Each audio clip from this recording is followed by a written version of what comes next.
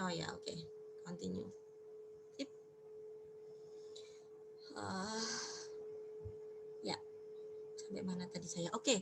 Nah, itu kita mulai dari kita lanjutkan lagi ya. Jadi di sini ada mu, kemudian ada sigma, kemudian ada P gede, ada apa lagi tuh? Apa lagi? Ada sigma kuadrat, gini ya. Nah, terus kalau di sini ya, kalau di sini itu ada X bar, ada S, ada P topi, kemudian ada S kuadrat. Ini yang akan memprediksikan ini ketika kita makainya adalah sampel dengan metode pengambilan sampling. Itu pertemuan pertama. Jadi ini adalah semuanya ini adalah base point estimate ya. Kalau kita bicara bab 6, base point estimate adalah X bar, S, P topi dan S kuadrat. Nah, tuh. Oke, itu statistik yang paling penting adalah pemahamannya. Kemudian habis itu kita bicara jenis data. Datanya ada yang sifatnya data kuantitatif, ada yang kualitatif. Kuantitatif berarti dalam bentuk angka, kuali berarti dalam bentuk kategori. Mudah-mudahan Anda masih ingat discrete, continue, nanti ada distribusi discrete, ada distribusi continue. Kalau discrete dari apa? Penghitungan ya, Bu.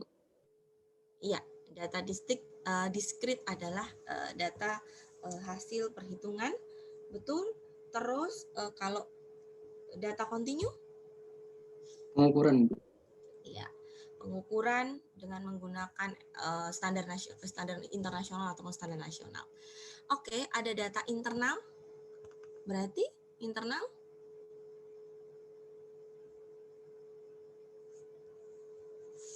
diambil di dalam institusinya sendiri. Kalau Anda mahasiswa PKN STAN, ya ada data internal, maka Anda ngambilnya seputaran tentang misalkan data kegiatan mahasiswa, data apapun yang terkait dengan PKN STAN, itu internal. Data eksternal berarti di luar dari institusi kita, ya. Terus data primer itu kita sendiri yang ngambil, data sekunder kita ngambil dari tempatnya orang lain. Dari BI, kita ngambil data dari BI, dari apa itu yang saham-saham itu ya, dari bursa efek, kemudian dan yang lain-lainnya, dari BPS dan dari koran dan yang lain-lainnya. Kemudian data time series dalam waktu tertentu, time series ya, jadi panjang kalau cross section dalam waktu tertentu, setahun, sebulan. Kalau time series bisa setiap bulan akan dilihat selama berapa tahun misalkan. Nah, itu. Kemudian Anda juga mengenal skala. Nah, ketika nanti Anda belajar statistik lanjutan, ya, kalau datanya nominal, ordinal, interval, rasio, itu nanti metode pengolahan datanya sudah berbeda. Ya, selama ini kan kita datanya sebagian besar datanya pakai yang rasio gitu ya. Nanti kalau nominal dan ordinal dan interval itu pengolahan datanya bisa berbeda. Oke, nominal itu cuma apa namanya? Kalau nominal itu urutannya aja, kalau ordinal udah mengenal tingkatan, ya grading A, B, C, D, E. Sementara interval itu dalam bentuk scale, skala, interval dia tidak mempunyai nol mutlak, ya. Kemudian rasio itu dia memiliki nol mutlak, tak mempunyai nol mutlak, ya. Ini ya tahun contohnya, ya. Kalau rasio pasti di situ ada ukurannya, meter, senti dan seterusnya. Itu terus. Teknik pengambilan sampel ada banyak sekali. Simple random sampling acak, pakai kayak arisan di lotre, kemudian bisa pakai tabel acak. Kemudian stratified random sampling, ya, stratifikasi. Jadi kalau stratifikasi, jadi dia itu pengambilan sampelnya secara terstruktur. Dia akan membagi anggota-anggotanya ke dalam strata-strata tertentu. Jadi dia ingin mengetahui tingkatannya seperti apa. Misalkan saya kalau PKN STAN masih sedikit lah ya itu stratanya. Saya ingin melihat bagaimana sikap perilaku strata 1, strata 2, strata 3 itu seperti apa sih. Terus kemudian saya ingin melihat bagaimana karakteristik setelah dia sekolah di PKN STAN selama 1 tahun, aturannya masih sedikit, 2 tahun aturannya makin banyak, tahun ketiga seperti apa, sikap dan perilakunya dari mahasiswa PKN STAN. Nah, itu bisa strata itu yang masih sangat sederhana ya. Jadi biasanya stratifikasi itu akan dilakukan ketika agak sedikit luas ya. Sama mirip seperti klaster ya. Nah, klaster kalau ini kelompoknya berbeda ya, stratanya berbeda, stratumnya. Kalau di sini klaster, dalam satu klaster itu ada berbagai macam karakteristik data. Itu bedanya stratified dan cluster. Untuk data-data yang luas, cuman yang ini distratakan, kalau yang ini diklasterisasikan. Ya. Multi-stage itu dia bisa menggunakan banyak stage ya, banyak bisa gabungan dari beberapa teknik pengambilan sampel, kemudian cakupan penelitian populasinya sangat-sangat besar, dilakukan secara bertahap ya, stage tahapnya, misalkan mulai dari kecamatan naik ke kabupaten, naik ke provinsi dan seterusnya. Itu multi stage, pasti biayanya cukup besar ya.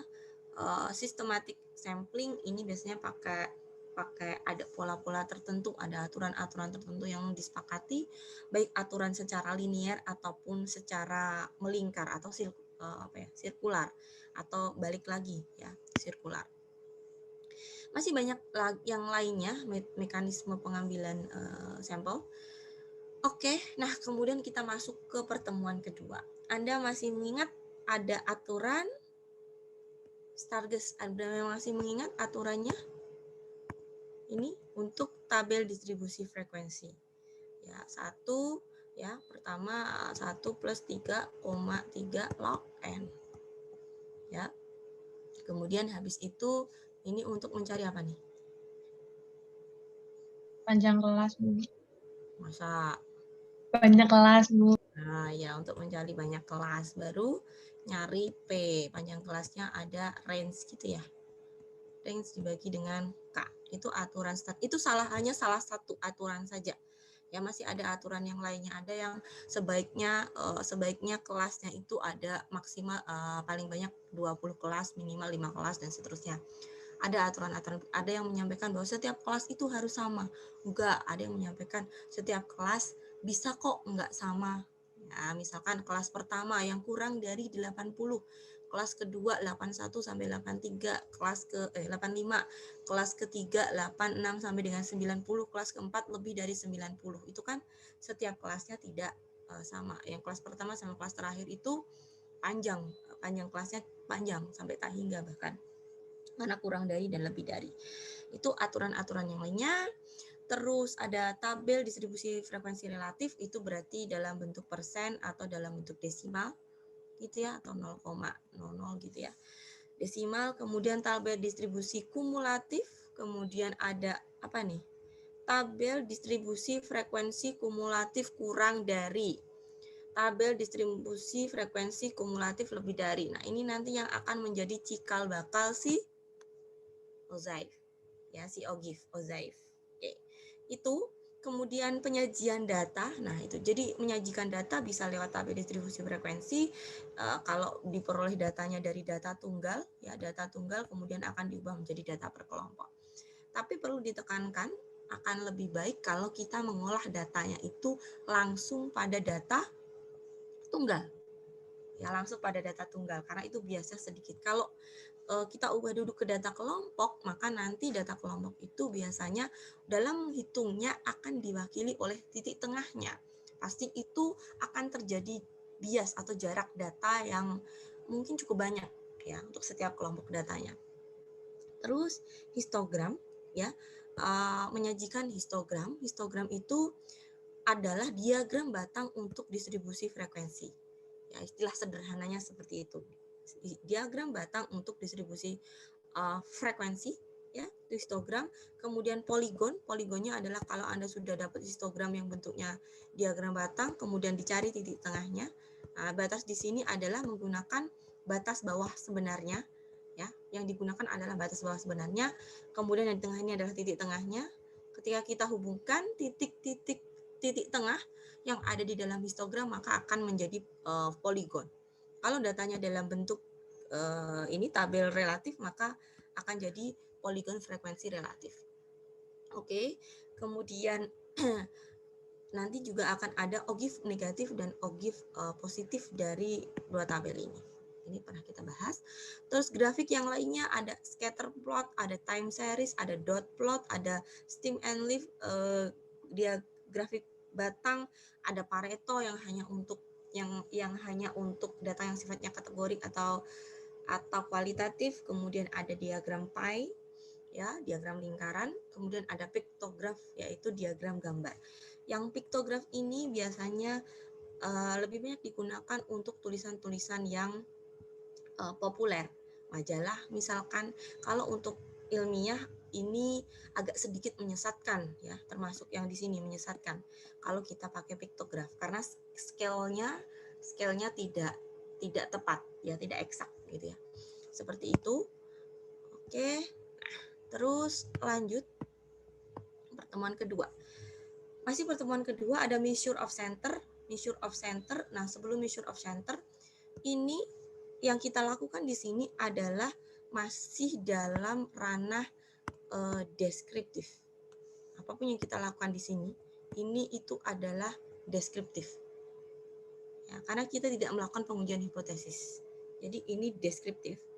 Ya, ada dua, ada deskriptif, ada inferensial. Deskriptif itu berarti menyajikan datanya, ya, tinggal dikata-katai itu datanya, ya, dikata-katai kemudian dicari rata-rata, ya, rata-rata Anda sudah tahu rumusnya, rumus rata-rata. Kalau di populasi berarti sigma X dibagi dengan N, kalau di sampel berarti sigma X dibagi dengan N kecil, atau bolehlah sigma X dibagi dengan sigma F. Frekuensi ini kalau dalam bentuk datanya ini berkelompok, ya pasti rumusnya muncul seperti ini. Itu terus ada median, Anda tahu ada median, ada X tilde, ya, median. Kemudian ada modus, di mana kalau median itu harus diurutkan dulu, kalau modus yang paling banyak. Jadi median ini nanti rumusnya hampir sama dengan Q1, Q2, Q3, persentil desil dan seterusnya, karena datanya harus diurutkan. Kemudian ada mid range.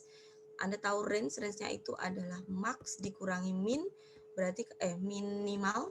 Berarti kalau mid range di tengah-tengah ya tinggal bagi 2. Nah, jadi statistik itu gampang kok. Ya. Terus, nah Anda baru tahu di sini ada hubungannya antara min, median, dan modus.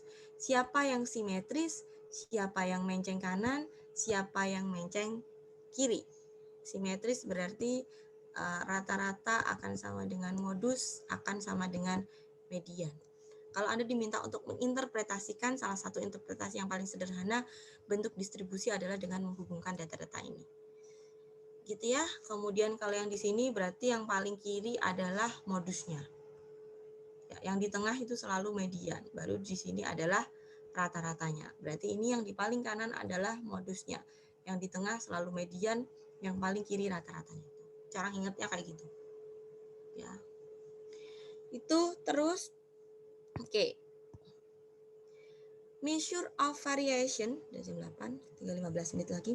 Measure of variation kita nggak sampai 60 menit, nanti mungkin Zoom akan saya matikan selesai saya menjelaskan ini. Measure of variation nanti ada variasi, ya. Variasi itu kalau di varians ya. Berarti sigma X dikurangi dengan mu kuadrat dibagi dengan N. Itu kalau untuk rumus pendeknya, rumus aslinya ya. Kalau diturunkan berarti tinggal Anda bongkar aja, sigmanya dihilangkan ya. Dengan cara mengganti mu-nya diganti dengan sigma X dibagi dengan N. Nanti akan ketemu seperti rumus yang kemarin. Yang panjang itu. Nah, ini kalau S berarti tinggal kita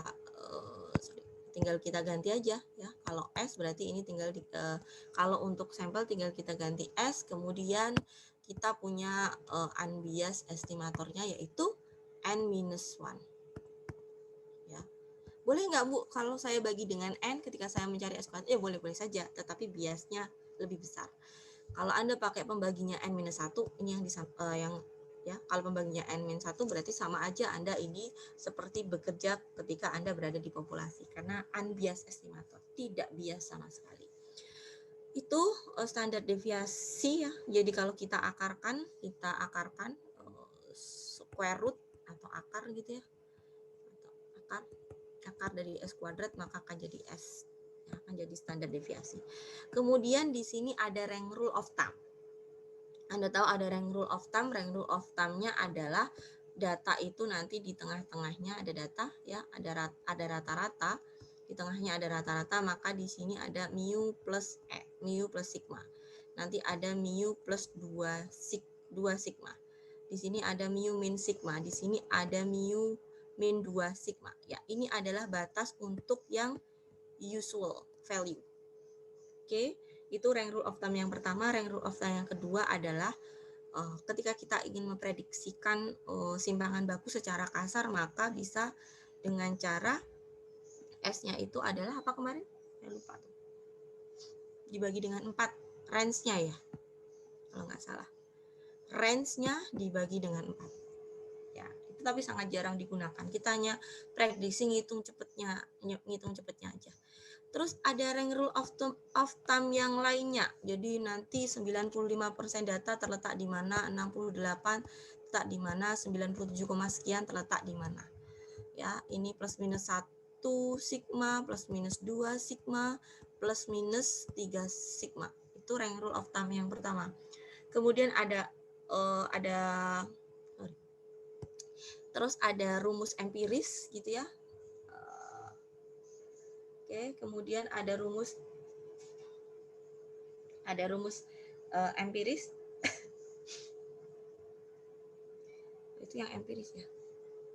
Terus ada teorema Chebyshev 1 min 1 per K kuadrat. Ya, di mana K-nya adalah non negatif, lebih dari 1. Terus ada koefisien of variansi. Kapan menggunakan koefisien of variansi? Rata-ratanya berbeda, Bu. Sebenarnya nggak Ya. sama. N-nya juga nggak sama. Ya, N, rata-rata, kemudian SNI, satuannya. Beda, ya, satuannya tidak sama. Maka untuk membandingkan kondisi dua data, kita menggunakan CV. Hati-hati besok kalau ujian mungkin Anda tidak akan disuruh, silakan cari koefisien variasinya, tidak akan disuruh demikian. Tetapi langsung bagaimana kondisi data tersebut. Nah, Anda harus memperhatikan detail sampai ke situ. Rata-ratanya sama atau tidak, satuannya sama atau tidak, dan seterusnya. N-nya sama atau tidak. Itu. Terus relative standing box plot. Yang pertama adalah di sini sudah dikenalkan dengan z-score, kemudian ada persentil, ada kuartil. Kalau kuartil di triola termasuk penganut Q1 sama dengan P25, kemudian Q2 sama dengan P50, dan Q3 sama dengan P75. Nah, ketika Anda diminta untuk membuat box plot, maka Anda harus mencari five number summary. Ya, five number summary itu sebenarnya semuanya dari kuartil ya. Minimum itu sama dengan Q0, kemudian Q1, Q2, Q3, dan maksimum itu sama dengan Q4. Ya, itu five number summary. Kemudian setelah dicari ininya, Anda bisa menyelidiki outlier-nya. Ya, kalau misalkan Anda langsung bikin box plot, nah itu box plot yang sebenarnya adalah itu. Box plot yang sebenarnya. Ya. Tetapi yang sebaiknya adalah Anda harus melihat apakah ada outlier atau tidak. Outlier berarti Anda harus melihat EQR. EQR itu adalah apa? Q3 dikurangi dengan Q1. Ya, Bu. Ya, sip. Terus EQR Q3 dikurangi Q1, kemudian bagaimana ngecek outlier? Ya, ngecek outliernya adalah 1,5 gitu ya. 1,5 EQR, batas yang paling ujung kiri, ya, Q1. Ini batas yang sini. Batas yang sini Q3 ditambah 1,5 EQR. Anda cek apakah datanya berada di dalam sini. Ya, berada di dalam sini. Kalau tidak, maka itu disebut sebagai outlier, maka datanya harus dibuang. Setelah Anda melakukan pembuangan data yang dinyatakan sebagai outlier itu telah dibuang, Anda cari ulang lagi 5 number summary-nya, dicari ulang lagi seperti ini, maka ini sudah jadi modified box plot. Jadi kalau Anda sudah menuliskan modified box plot gitu ya, judulnya modified box plot berarti ada dari data aslinya yang sudah dibuang. Ya, karena terdapat outlier. Oke. Itu yang perlu diingat. Jadi besok boleh kalau misalkan silakan bikin box plotnya, Anda bisa ngecek sampai buat modified box plot jika waktunya cukup, ya boleh. Nanti akan saya berikan tambahan nilai. Oke. Ketika ada soal seperti itu, misalkan, ya, saya udah lupa tuh soalnya kayak gimana. Terus masuk ke sini. Ada probabilitas Anda tahu percobaan, hasil, dan peristiwa.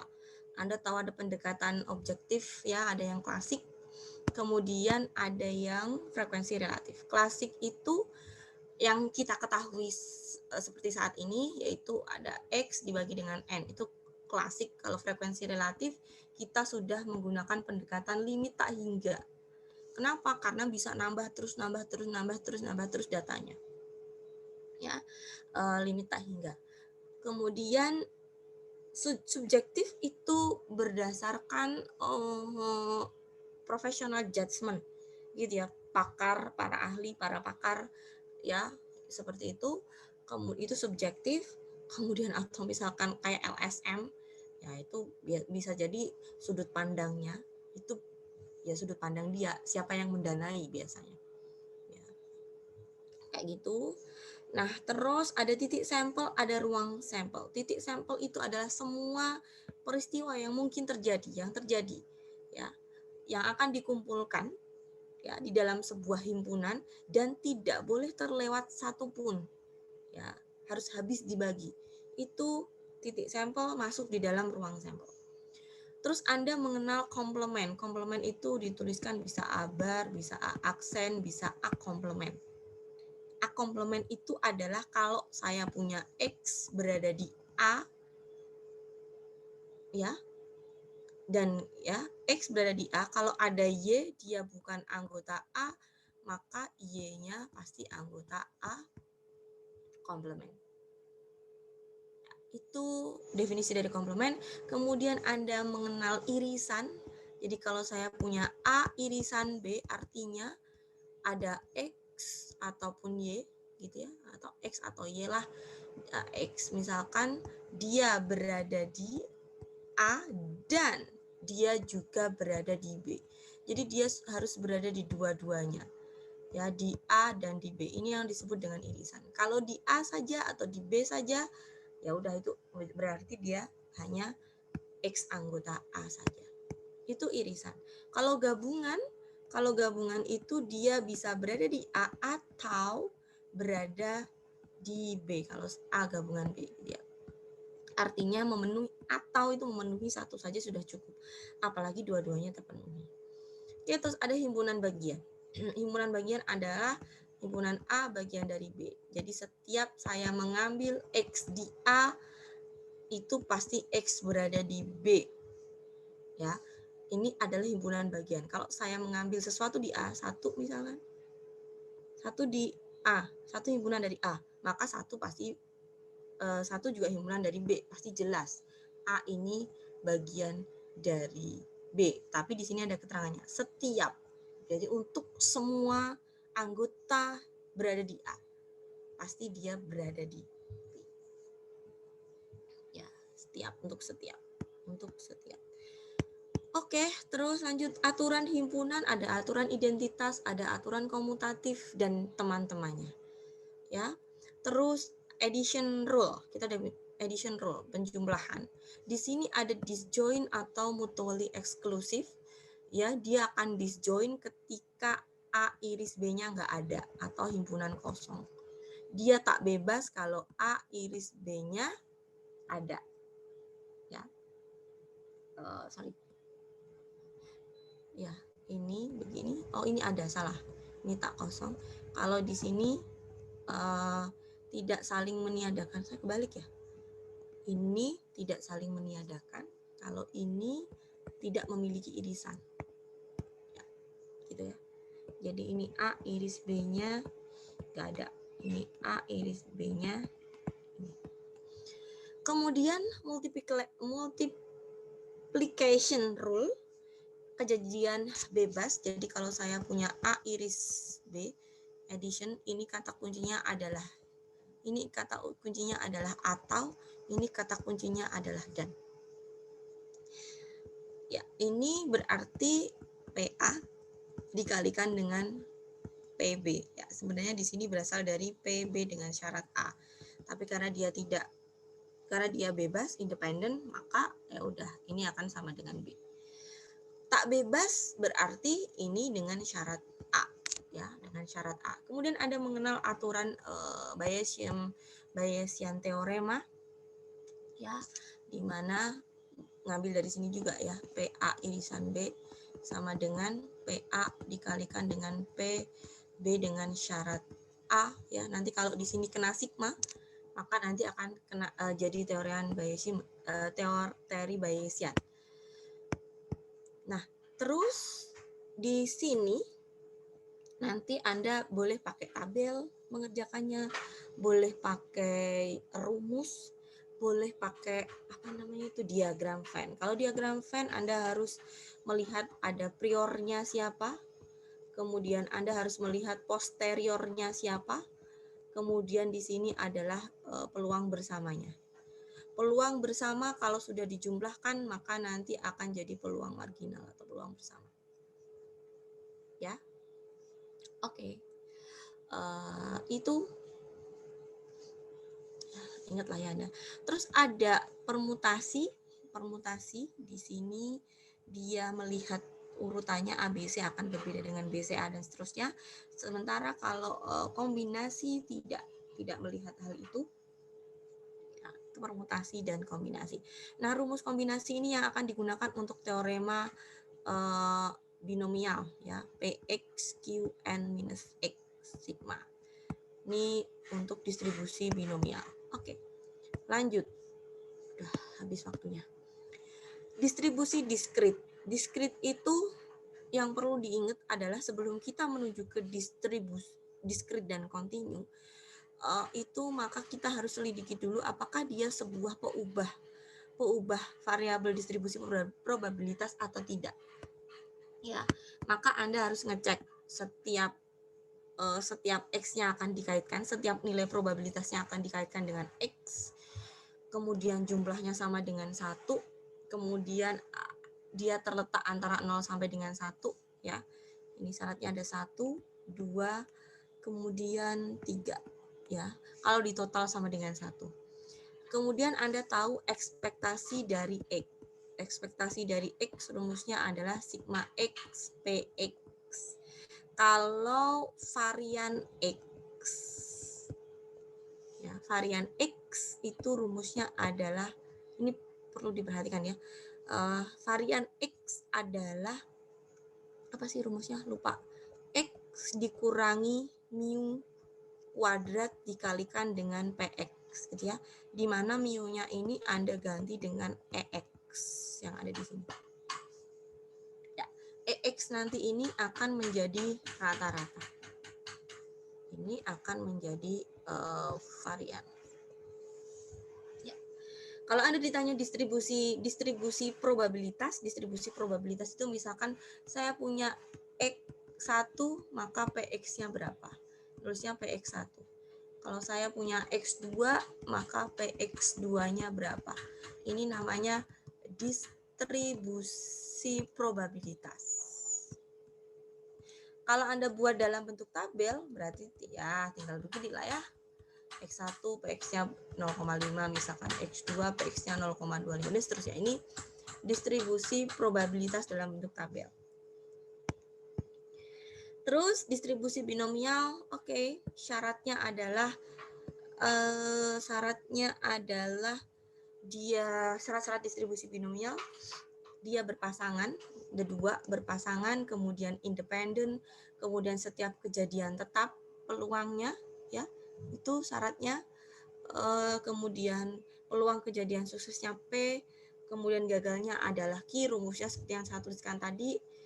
Oke, kemudian Anda bisa membacanya tabel untuk PP tertentu, untuk P istimewa yang ada di tabel. P istimewa itu adalah peluang yang ada di tabel. Kemudian parameternya, nah rata-ratanya NP, kemudian variansnya NPQ, ini nanti akan digunakan ketika kita akan mencarinya dengan pendekatan distribusi normal, atau ketika di soal ditanyakan siapa sih rata-ratanya, siapa sih variansnya, ya. Oke, usual value-nya masih sama dengan yang sebelumnya. Pertemuan 5, distribusi kontinu, rumus kontinu. Nah, kita kalau pakai integral gunakannya ini. Jadi kalau ditanya integral fx dx itu baru peluangnya. Ya, peluangnya. Oke, terus nah ada rumus distribusi normal. Terus distribusi normal maka kita akan mengkonversi dari x ke dalam bentuk z, berarti ada z rumusnya x dikurangi mu dibagi dengan sigma. Terus Anda ada tabel z, Anda nyari luas daerahnya, z itu untuk mencari luas daerah digunakan untuk mencari peluang, ya. Terus distribusi normal ini udah ada z positif, ada z negatif. Teorema limit pusat kayak kemarin agak sedikit kesip.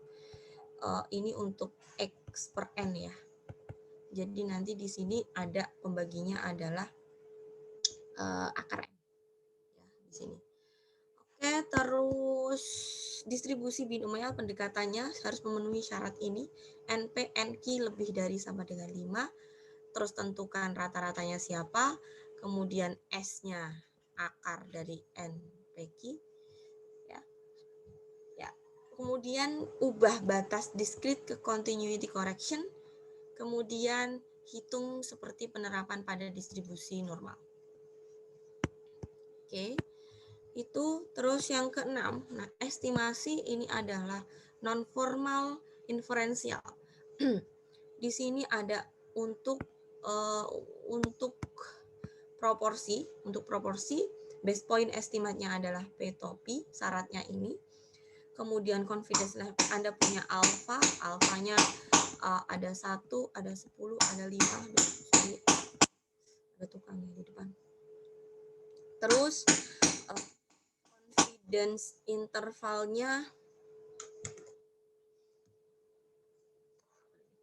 confidence intervalnya seperti itu rumusnya.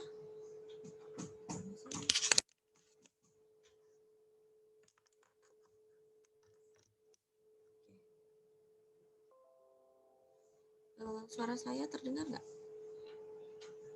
Terdengar, Bu. Oke. Terus udah ini ya. Kemudian Anda tahu jika P-nya diketahui itu seperti apa sampel size-nya. Jika tidak diketahui maka diasumsikan PQ-nya 0,5 ya. Sama 0,5 maka ketemu di rumus N-nya itu 0,25. Oke, untuk rata-rata ada 3 yang perlu diperhatikan. Untuk rata-rata itu harus dicek dulu pertama, dia berdistribusi normal atau tidak. Ya, N-nya lebih 30 atau dia berdistribusi normal atau tidak. Jika tidak, maka kita makainya adalah parametrik. Tapi kalau ini sudah terpenuhi, maka Anda harus mengecek kembali ada simpangan bakunya, sigmanya diketahui atau tidak. Jika tidak, Anda pakai distribusi T, ada degree of freedom N-1. Kalau misalkan diketahui simpangan bakunya ada, berarti Anda pakai distribusi Z. Ini jarang sekali digunakan, ya. Ini sebenarnya untuk pengayaan aja. Oke, di sini kita pakai chi-square, ya. Chi-square itu sebenarnya sudah masuk ke NPR ya, non parametrik. Chi-square ada not symmetric, kemudian value-nya positif dan seterusnya. Ya, ini chi-square left, degree of freedom-nya 1 minus alpha per 2. Jadi pakai confidence level-nya, interval kepercayaan. Kalau di sini pakai error-nya.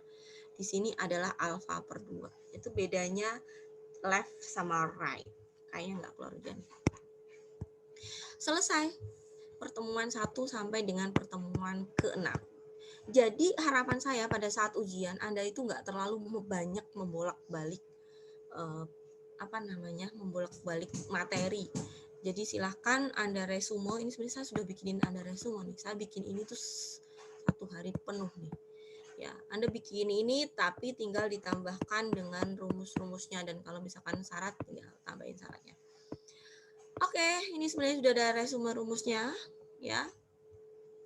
Udah ada di sini. Anda tinggal kepo-kepoin aja nanti di sini. Ya. Atau mungkin udah hafal di luar kepala karena ini masih sedikit rumusnya.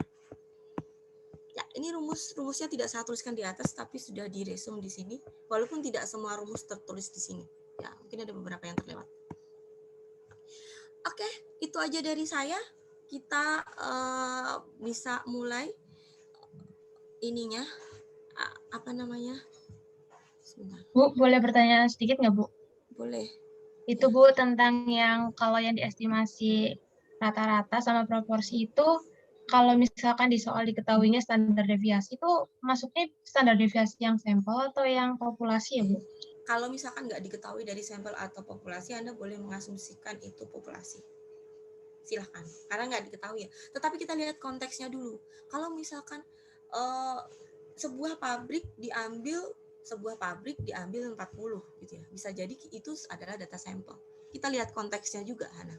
Kalau dari konteks saya nggak ngerti nih dari konteksnya ya. Kalau misalkan di Indonesia, di seluruh Indonesia kita melihat misalkan dari data penduduk di Indonesia, kita ambil 100 orang yang sekolah SMA. Kan di seluruh Indonesia 100 orang jelas itu data sampel. Itu konteks ya, kita perhatikan dulu konteksnya. Baru kalau dari konteks itu kita nggak nemu, ya udah asumsikan aja itu adalah kita bekerja di populasi. Gitu. Baik, Bu, terima kasih, Bu. Oke, bentar saya lupa capture pertemuan hari ini. Tak capture dulu. Terus sebelum saya closing.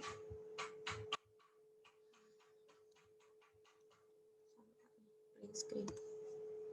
Bentar dulu ya. Nah, sebentar saya share di LMS. Coba resumenya ini saya share di LMS juga.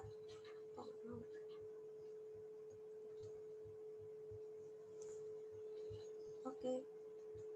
Coba dilihat di ini ya. Di LMS sudah review materi sudah muncul ya. Nah, oke. Terus kuisnya sudah muncul di LMS. Sudah aktif belum ya? Kayaknya saya mulainya jam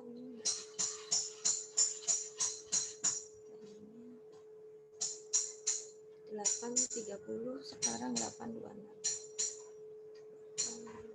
Oke.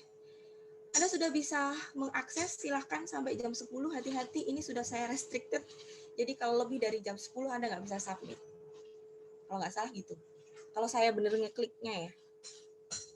Oke, jadi silahkan selamat mengerjakan. Saya mungkin masih ada di LMS. Coba nanti saya buka chat forum. Kalau ada pertanyaan, Anda bisa lewat ditanyakan langsung ke WA saya, ya, terkait bukan nanya jawaban, ya, atau lewat Rio. Tapi nanti Rio jadi rempong ya. Ini teman-teman gimana sih saya ngerjain juga? Ya, langsung aja ke saya. Oke, selamat mengerjakan. Terus untuk ujian nanti kita sepakati dibulatkan 3 digit kecuali untuk nilai Z. Bulatkan 3 digit kecuali untuk nilai Z, kan butuhnya cuma 2. Itu di saya. Atau untuk perhitungan yang habis dibagi, misalkan 6,2542 itu habis dibagi, nggak ada desimalnya lagi di belakangnya, ya dihentikan sampai ya bisa 4 bisa 5. Itu kalau habis dibagi. Kalau nggak habis dibagi silahkan di-cut sampai 3 digit di belakang. Gitu ya. Ada yang ditanyakan untuk UTS juga? kertasnya F4 atau A4 gitu ya. Kemudian silahkan gunakan ballpoint berwarna hitam, boleh enggak urut. Silahkan.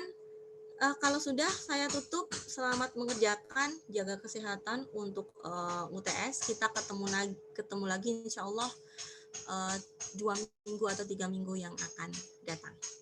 Ya, selamat belajar. Saya sih biasanya statistik nilainya minimal 85 lah UTS. Ya, biasanya. Kalau Anda kan open book ya. Sekarang Anda banyak diuntungkan loh. Ya banyak untungnya, banyak sedihnya. Udah closing, Anda boleh langsung kerjain.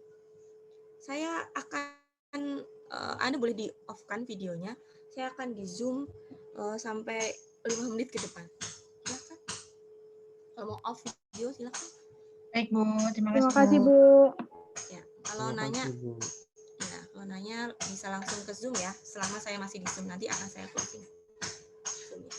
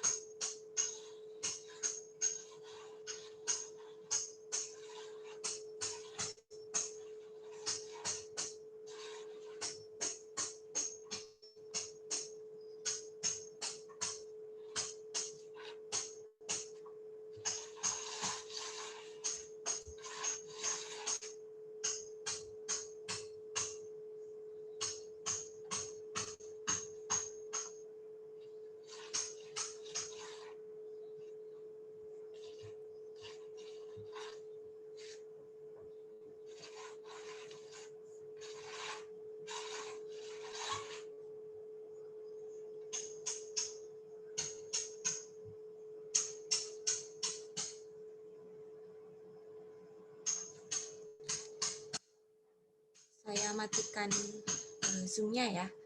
Selamat mengerjakan kuis.